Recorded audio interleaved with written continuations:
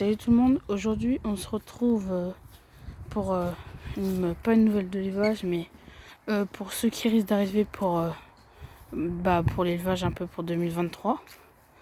Donc là, là je vous fais une petite vidéo. Je vais pas vous montrer tout l'élevage, ou peut-être que si. Je vais vous parler un peu des mauvaises nouvelles aussi, car on a perdu des bêtes. Et voilà, là déjà je vais... Et oui, pour... j'ai oublié son nom, mais celui-là qui avait l'image des Pékins, il va se reconnaître. Oui, les oies, peut-être j'ai pas montré dans la vidéo, mais un grand espace, ils ont déjà tout ça.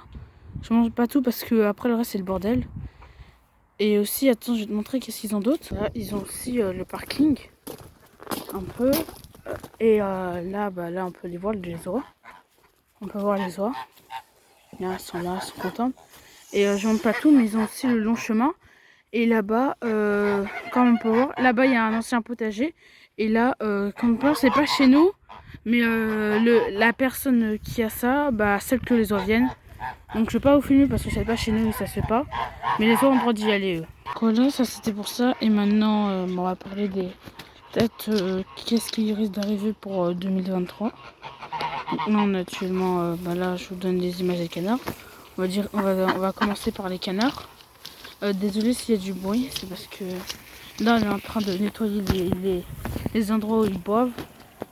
Donc là, pour 2023 chez les canards, ils risquent déjà, on pense, essayer de faire des petits. Donc avec le canard pompon. Mais bon, on n'est pas sûr, hein, parce que selon moi, il y a très peu de chances que le canard pompon il saute les barbaries.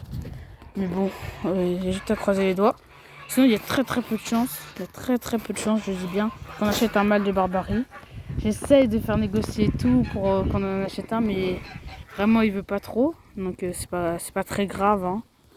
Mais sinon, on risque d'avoir des bébés oies, à mon avis. On risque vraiment d'avoir des bébés oies. Donc, voilà.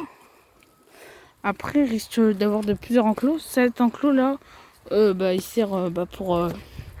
qu'ils aient de l'herbe, mais moi je pense vraiment qu'on doit faire un enclos pour séparer les dindes et les pintades des autres. Et si jamais possible, hein, faire des enclos pour les poules naines, parce que on obtient des croisements vraiment un peu, voilà. Des fois, on aimerait bien avoir mieux. Donc voilà, et pour 2023, on risque vers fin février, début mars. C'était l'idée de mon grand-père. Faire une couvée, mais spéciale poule azur. Et avec, on risque de rajouter aussi